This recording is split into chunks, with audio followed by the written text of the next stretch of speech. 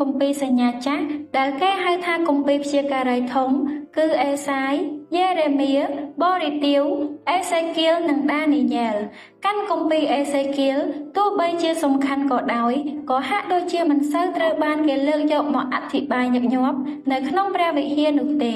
នេះដោយសារតែវាមានរឿងដែលកើតឡើងដដែលនិងពិបាកបកស្រាយដែលគេស្គាល់ថាជានិមិត្តនៅក្នុងគម្ពីរផ្សេងទៀតព្រះជាម្ចាស់មានបន្ទូលដោយផ្ទាល់ឬលេចរូបអង្គដោយផ្ទាល់ប៉ុន្តែដូចជានៅក្នុងគម្ពីរអេសេគៀលព្រះជាម្ចាស់តែងតែបង្ហាញព្រះハរតីរបស់ទ្រង់តាមរយៈនិមិត្តខែនេះយើងនឹងចែករំលែកនិមិត្តមួយចេញពីអេសេគៀលវាអាចនឹងមើលទៅរៀងពិបាកបន្តិចប៉ុន្តែសូមយើងអាននិមិត្តទាំងនោះម្ដងមួយហើយស្វែងរកព្រះハរតីរបស់ព្រះជាម្ចាស់ដែលលាក់បាំងនៅក្នុងនោះសូមយើងមើលព្រះគម្ពីរអេសេគៀលជំពូកទី1ហោរាអេសេគៀលត្រូវបានគេចាប់យកទៅជាឆ្លើយនៅបាប៊ីឡូននៅទីនោះជិតទន្លេកេបាលោកអេសេគៀលបានទីថាគ្រោះមហន្តរាយដ៏ធំមួយដែលមិនធ្លាប់មានពីមុនមកនឹងវាយប្រហារលើប្រទេសអ៊ីស្រាអែលហើយព្រះវិហារនៅក្រុងយេរូសាឡិមនឹងដួលរលំប៉ុន្តែជនជាតិអ៊ីស្រាអែលគិតថាវាមិនអាចទៅរួចទេព្រះជាម្ចាស់គង់នៅក្នុងព្រះវិហារនៅក្រុងយេរូសាឡិមការគិតថានឹងមានការដួលរលំនៃព្រះវិហារដែលជាទីគង់នៅរបស់ព្រះជាម្ចាស់គឺជារឿងដែលមិននឹកស្មានដល់លើសពីនេះទៅទៀតនៅតែមានមនុស្សដែលនៅសល់នៅក្នុងក្រុងយេរូសាឡិមមនុស្សទាំងនេះទោះបីជាឥឡូវជាឆ្លើយក៏ដោយក៏ពួកគេជឿថាពួកគេនឹងត្រឡប់ទៅកាន់ក្រុងយេរូសាឡិមវិញឆាប់នេះពួកគេជឿថាប្រទេសអ៊ីស្រាអែលមិនត្រូវបានបំផ្លាញទាំងស្រុងទេទោះយ៉ាងណាក៏ដោយព្រះជាម្ចាស់បានបង្ហាញនិមិត្តនេះដល់អេសេគៀលហើយប្រាប់គាត់ឲ្យប្រាប់ដល់ជនជាតិអ៊ីស្រាអែលដែលជាឆ្លើយនោះពីអ្វីដែលគាត់បានឃើញ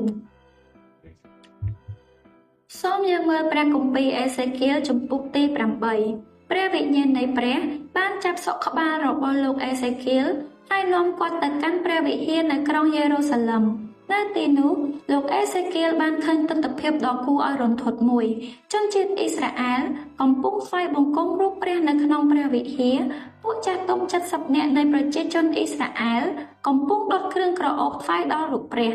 ហើយមនុស្សជាច្រើនអ្នកទៀតកំពុងក្រាបថ្វាយបង្គំព្រះនៃព្រះអាទិត្យដោយបែរខ្នងដាក់ព្រះវិហារព្រះជាម្ចាស់មានបន្ទូលទៅកាន់លោកអេសេគៀលថាតើឯងឃើញទិដ្ឋភាពដ៏អាក្រក់នេះទេ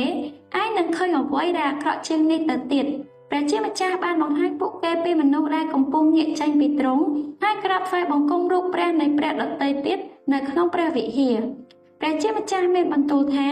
ជនជាតិអ៊ីស្រាអែលកំពុងធ្វើរឿងទាំងនេះដើម្បីបង្វែរព្រះជាម្ចាស់ចេញពីព្រះវិហារហើយជាចុងក្រោយព្រះគម្ពីរអេសេគៀលជំពូកទី10បង្ហាញពីសេរីរុងរឿងនៃព្រះជាម្ចាស់ដែលលេចចេញពីខ្លោងទ្វារខាងកើតនៃព្រះវិហារហើយក៏ចាក់ចេញពីទីនោះទៅមនុស្សភាគច្រើនជឿថាព្រះវិហាររបស់ព្រះជាម្ចាស់ត្រូវបានបំផ្លាញបន្ទាប់ពីអ៊ីស្រាអែលចាញ់កងទ័ពបាប៊ីឡូនទោះយ៉ាងណាក៏ដោយអត្ថបទថ្ងៃនេះប្រាប់យើងថាសូម្បីតែមុនពេលកងទ័ពបាប៊ីឡូនចូលមកដល់ប្រទេសអ៊ីស្រាអែលក៏ដោយព្រះជាម្ចាស់បានបោះបង់ចោលព្រះវិហារនៅក្រុងយេរូសាឡិមរួចជាស្រេចដែលបណ្ដាលឲ្យអ៊ីស្រាអែលត្រូវវិនាសប្រសិនបើប្រជារាស្ត្ររបស់ព្រះជាម្ចាស់បោះបង់ចោលជីវិតបរិសុទ្ធរបស់ពួកគេហើយបរាជ័យក្នុងការធ្វើតាមព្រះハរតីរបស់ទ្រង់នោះសេរីរុងរឿងរបស់ព្រះជាម្ចាស់នឹងចាកចេញពីព្រះវិហារហើយសូម្បីតែព្រះវិហារដ៏មានតម្លៃបែបនេះនៅទីបំផុតក៏នឹងដួលរលំទៅដែរអាមែន